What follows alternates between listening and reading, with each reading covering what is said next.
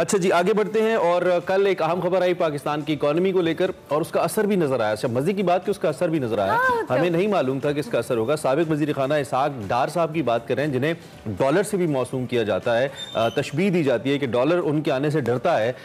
5 साल बाद लंदन से पाकिस्तान और इस्लामाबाद द कैपिटल वापस पहुंच गए। वो वज़ीर आज़म शहबाज शरीफ साहब के साथ आए हैं और इम्कान है कि आज वो सेनेट के ओहदे का हलफ उठाएंगे। इससे पहले अदालत ने उनको रिलीफ दिया था और कल से ये भी उम्मीद है कि वो मुल्की ख़जाने की बागडोर संभाल लें, क्योंकि मिफ्ता इस्माइल साहब, द फेमस मिफ्ता इस्माइल साहब मुस्ताफ़ी हो गए हैं जनाब। और दूसरी जानिब इसहाक डार के आने के पहले ही तकरीबन 20 दिन बाद जो है डॉलर की जो कीमत है उसमें कमी भी आई है। और जिस तरह से इमरान ने कहा, ड्रामाई तौर पे हम बात करें, इंटरबैंक में डॉलर 2 रुपये 15 पैसे जबकि ओपन मार्केट में 6 रुपये नीचे गिर गया है। तो ये उनके आने से जो हमने मुंसलिक किया है। सोने की कीमत भी कम हुई। अच्छा, मतलब सोने की कीमत भी अच्छी खासी, साहब के आने से बड़ी चेंजेस आ गई हैं, तब्दीली आई है। अच्छा खासा फर्क, सोने की कीमत भी बढ़ा, इट वाज अराउंड 137 समथिंग।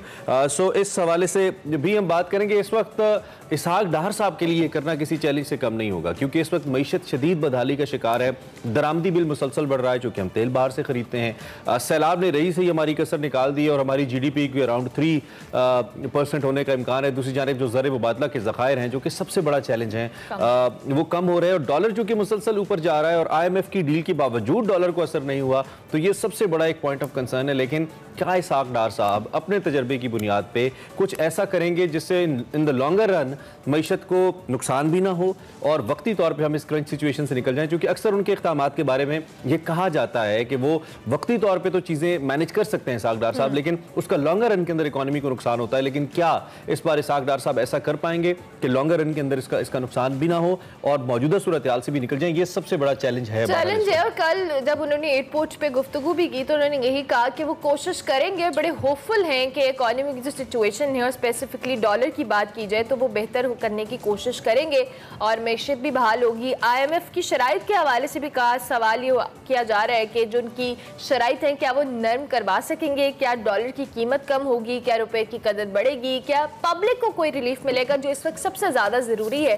महंगाई को लेके एक सबसे बड़ा कंसर्न है कि महंगाई बहुत ज्यादा है, लोग सबसे ज्यादा उसका इम्पैक्ट आम आवाम पर आ रहा है, क्योंकि डॉलर का रिलेटेड ऑब्वियसली हमारी इकोनॉमी जिस तरह से सर्कुलेट करती है, इसी वजह से आप जो अब इसहाक डार साहब के आने से देखते हैं कि क्या चेंजेस आती हैं और इसी सूरत हाल पे भी हमने आज आगे जाके बिल्कुल हमारे साथ डॉक्टर आबिद कुरयूम सुलैरी साहब भी होंगे, उनसे हम राय लेंगे। लेकिन इससे पहले अमेरिका ने एक और पाकिस्तान के सैलाब मुतासरीन के लिए इमदाद का ऐलान किया है। $10 मिलियन मजीद इमदाद का ऐलान किया है अमेरिका ने। वजीर खारजा बिलावल भुट्टो जरदारी और American foreign minister Antony Blinken के दरमियान एक मुलाकात हुई। एंटनी ब्लिंकन ने मीडिया को ब्रीफ किया और कहा कि मुश्किल के इस लम्हे में हम पाकिस्तान के साथ हैं। पाकिस्तान का 1/3 हिस्सा ज़ेर-ए-आब है इस वक्त और इस वक्त शदीद मुश्किल से पाकिस्तान गुजर रहा है। ये भी मिस्टर ब्लिंकन ने कहा। विद दैट सैलाब मुतासरीन से हमदर्दी का इजहार किया। मुतासरीन के लिए 17 इमदादी तैयारे भी भिजवाई जा चुके हैं, जबकि इसके साथ ये भी बात की गई, इस अज़्म का भी अदा किया गया कि पाकिस्तान और अमेरिका के जो माशी ताल्लुकात हैं उनको मज़ीद मजबूत किया जा सकता है इस हाल के अंदर। सो हमने बड़ी खबर की जानिब जाना है और बड़ी खबर में भी हम इसी से रिलेटेड कुछ बात करेंगे। हमारे साथ डॉक्टर आबिद कुरयूम सुलैरी साहब मौजूद हैं। आई होप डॉक्टर साहब यू हर्ड आवर इंट्रो और जिस तरह के फैक्ट्स एंड फिगर्स हमने बताए हैं उसको लेकर, एंड ऑब्वियसली हमसे बेहतर आपको पता है कि सूरत हाल क्या है। इसहाक डार इज हियर और उनको कल मेरी कुछ जब दोस्तों से बात हो रही थी जिनका ताल्लुक कुछ मईशत से था, तो ये कह रहे थे कि ऐसी शख्सियात का बहरहाल एक असर जरूर पड़ता है जो कि वो जाने जाते हैं इकोनॉमी को लेकर। अब अच्छा या बुरा विद द टाइम, ये तो इकोनॉमी एक दिन में तो अपना रुख बदलती नहीं है, टेक्स टाइम। बट आप इम्पैक्ट क्या देख रहे हैं इस इतनी बड़ी तब्दीली का?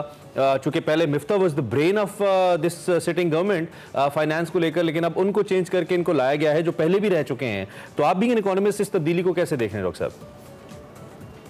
इस वक्त किसी भी पार्टी के कोई भी फाइनेंस मिनिस्टर हो, 3-4 उनके लिए मेजर चैलेंजेस हैं।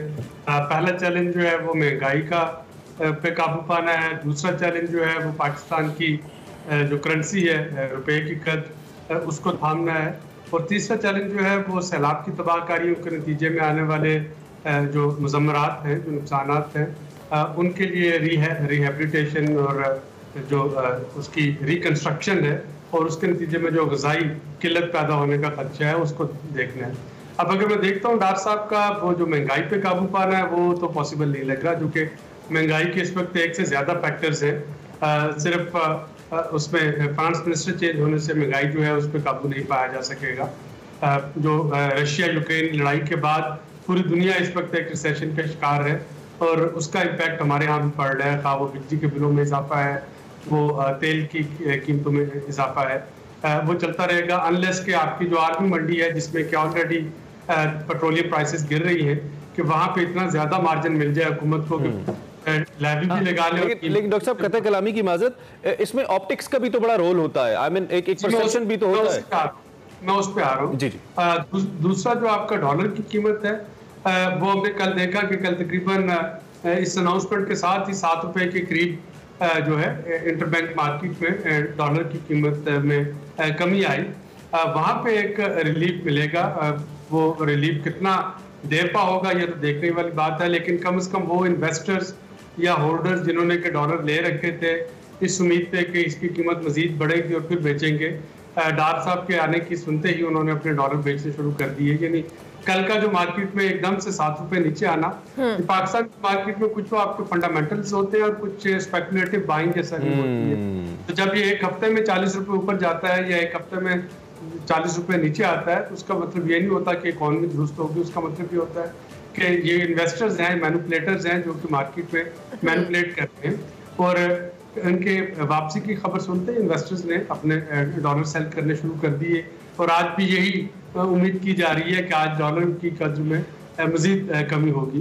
डार साहब जो इंटरपर्सनल स्किल्स हैं, कभी मनी चेंजर्स एसोसिएशन को बुला लिया, उनके साथ इनफॉर्मल गपशप कर ली, कभी कमर्शियल बैंक्स के प्रेसिडेंट्स को बुला लिया, उनके ट्रेजरीज को बुला लिया, तो ये उनके बहरहाल हैं और उस पर वो मामला थोड़ा सा इसमें थोड़ी फ्लेक्सिबिलिटी है। डॉक्टर साहब दूसरी जानिब IMF कल हम उनकी जब मीडिया टॉक भी सुन रहे थे, IMF की शराइत के हवाले से भी बहुत सारे एनालिस्ट तबसरा कर रहे थे कि इस वक्त जो मौजूदा मईशत है वो तो ऑलरेडी एक क्राइसिस या क्रंच की सिचुएशन में है, लेकिन उसके साथ साथ जो IMF की शराइत है वो भी उसमें एक एडिशनल फैक्टर है और IMF की शराइत कड़ी से कड़ी हो रही हैं। हालांकि बहुत सारे शर्तों शराइत पर हम अमल दरामद भी कर चुके हैं, बट स्टिल फ्लेक्सिबिलिटी उस तरह से हमें नज़र नहीं आ रही। क्या इसहाक डार साहब के वापस आने से जो IMF की शराइत है इस मौजूदा इकॉनमी में, क्या उसमें कोई फ्लेक्सिबिलिटी हमें देखने को मिल सकती है? देखिए उस पर फ्लेक्सिबिलिटी जो है वो तो इंटरनेशनल पॉलिटिकल इकोनॉमी पर डिपेंड करती है कि जो IMF के बड़े शेयर होल्डर्स हैं, जिनमें अमेरिका सबसे बड़ा शेयर होल्डर है, उनके साथ पाकिस्तान के ताल्लुकात कैसे हो रहे हैं। लेकिन एक चीज़ जो है वो उसमें इम्प्रूवमेंट आएगी और वो है कि डार साहब को काबीना और उनकी सियासी जमात ओन करती है। मिफ्ता साहब के तमाम हार्डवर्क के बावजूद कभी उनको काबीना वीटो कर देती थी, कभी उनको उनकी पार्टी जो है वो उसमें से क्रिटिसिज्म आना शुरू हो जाती थी। डार साहब पिछली हुकूमत में भी, अपने पहली जो हुकूमत थी उसमें भी डिफेक्टो डिप्टी प्राइम मिनिस्टर थे और अब भी ना तो काबीना में कोई उनके लिए इतनी मुखालफत होगी और ना वजीर आजम आसानी से ये बड़ा अहम नुकता सब आप बता रहे हैं, क्योंकि ये काइंड ऑफ पार्टी PMLN है, उसमें जो शख्सी कद है जो किसी शख्सियत को बड़ा मैटर करता है। ये बड़ा इंपॉर्टेंट नुकता आप बता रहे हैं। तो वो IMF या वर्ल्ड बैंक या कोई भी हो तो उनको कम से कम ये पता है कि वो जो कुछ कह रहे हैं वो उस पर अमल करवा सकेंगे या कर पाएंगे। तो मिफ्ता साहब ने बड़ी नेक नीयती के साथ कई चीज़ें जो है उन्होंने बड़ी अच्छी कमिटमेंट्स की, लेकिन बाद में आके या तो काबीना में वो वीटो हो गए या उनको वजीर आजम से सरजनिश मिल गई, नहीं कर पाए।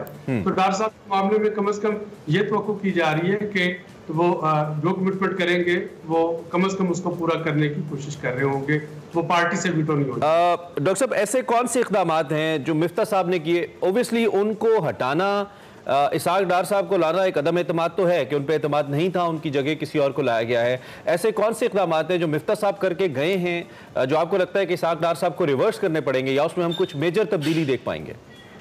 मैं मेजर तब्दीली नहीं देख रहा। मिफ्ता साहब ने बड़ी मसले को उनको क्रेडिट देना चाहिए कि एनर्जी सब्सिडीज जो है वो भले उन्होंने 5-6 हफ्ते तक चलाए रखी, जिसकी वजह से IMF का प्रोग्राम में मजीद ताख़ीर हुई, लेकिन अल्टीमेटली वो करवा गए। जो बिजली के बेस टैरिफ थे वो अल्टीमेटली बढ़ा गए। PDL जो था वो उन्होंने लगाना शुरू कर दिया। तो जो IMF का प्रोग्राम की रिवाइवल है वो हो गई और आपके पास जो IMF की ट्रांच थी $1.2 बिलियन के करीब 6-7 रिव्यू के बाद वो मिल गई। तो वो जो एक बेस वर्क था वो मिफ्ता साहब ने कर दिया। ये बिल्कुल ऐसे हुआ जैसे कि असद उमर साहब ने काफ़ी सारे तल्ख फैसले जो थे वो कर दिए और उसके बाद हफीज शेख साहब को लाया गया। तो बिल्कुल इसी तरीके के साथ मुफ्ता इस्माइल साहब ने काफी सारे तल्ख फैसले जो है वो कर दिए और अब इसके बाद डार साहब को लाया गया है।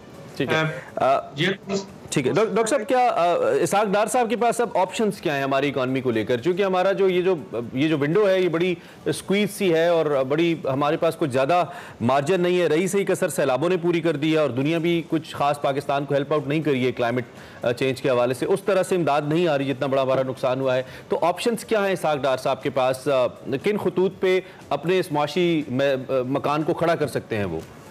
देखिए, उनके लिए अगर वो स्पेकुलेटिव बाइंग और सेलिंग है डॉलर की, उसको वो कंट्रोल कर जाते हैं तो रुपया जो है उसकी कदर में कोई 15 रुपए तक का फर्क जो है वो तो पड़ जाएगा। अच्छा।